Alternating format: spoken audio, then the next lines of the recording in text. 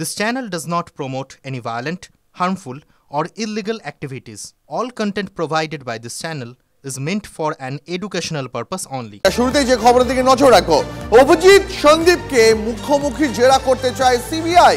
শিয়ালদা কোর্টে আর্জি, তিলোত্তমা ধর্ষণ খুনের তদন্তে ধৃত সন্দীপ ঘোষ এবং টালা থানার প্রাক্তন ওসি অভিজিৎ মণ্ডলকে শিয়ালদা কোর্টে পেশ।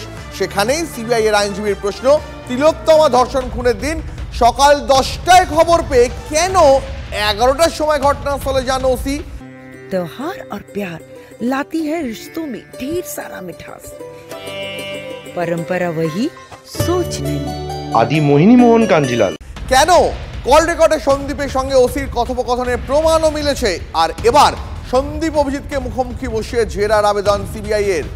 আরো বিস্তারিত জানতে চলে যাব সহকর্মী সুপ্রিয়র কাছে। সুপ্রিয়, এখনো পর্যন্ত সিবিআই আর কি প্ল্যান করেছে, কিভাবে এই তদন্ত সামনে আরো এগিয়ে যাবে, কিভাবে আরজি করে সেদিন রাতে ঠিক কি ঘটেছিল তার একটা পরিষ্কার ছবি পাওয়া যেতে পারে?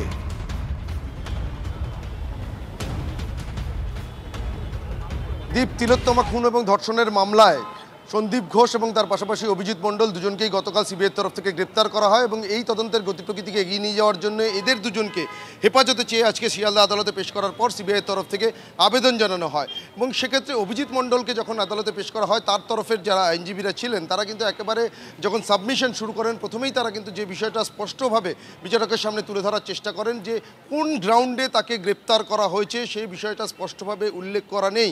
তবে এখনও পর্যন্ত তারা যে বিষয়টা জানতে পারছেন যে অভিযোগে তাকে গ্রেপ্তার করা হয়েছে সেই অভিযোগের পরিপ্রেক্ষিতে ডিপার্টমেন্টাল এনকোয়ারি হতে পারে। এমনকি তাকে যে গ্রেপ্তার করা হয়েছে তার পরবর্তীতে তার পরিবারের হাতে অ্যারেস্ট মেমো দেওয়া হয়নি। এমনকি তিনি একজন পাবলিক সার্ভেন্ট, সেই জায়গা থেকে যে কোনো শর্তে তার হয়ে তার আইনজীবীরা কিন্তু আজকে জামিনের সপক্ষে সওয়াল করেন, জোরালো সওয়াল করেন আদালতে, এটা বলা যেতে পারে।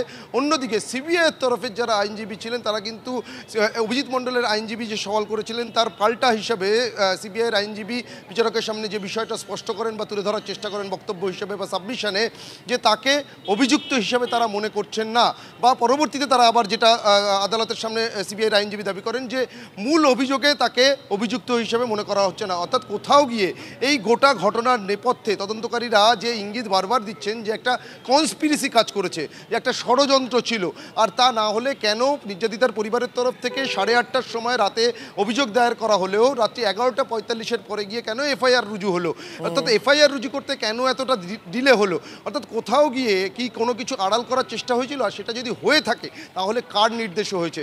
কারণ তদন্তকারী অফিসার অন্য একজন, থানার একজন দায়িত্বপ্রাপ্ত পুলিশ আধিকারিক অর্থাৎ ওসি হিসাবে তার একার পক্ষে এ ধরনের কোনো রকম পরিকল্পনা করা বা তিনি একাই এই কনস্পিরেসির মধ্যে নজর থাকে, এদিকে আমাদের নজর থাকবে। তবে একদিকে টালা থানার প্রাক্তন ওসি, অন্যদিকে আরজি করের প্রাক্তন প্রিন্সিপাল, এই দুজন গ্রেপ্তার হওয়ার খবর শুনে কি বলছেন জুনিয়র চিকিৎসকরা, শুনুন একবার। এটা একটি প্রাতিষ্ঠানিক মার্ডার, এখানে একটা ইনস্টিটিউশনাল মার্ডার, এটা প্রাতিষ্ঠানিক হত্যা।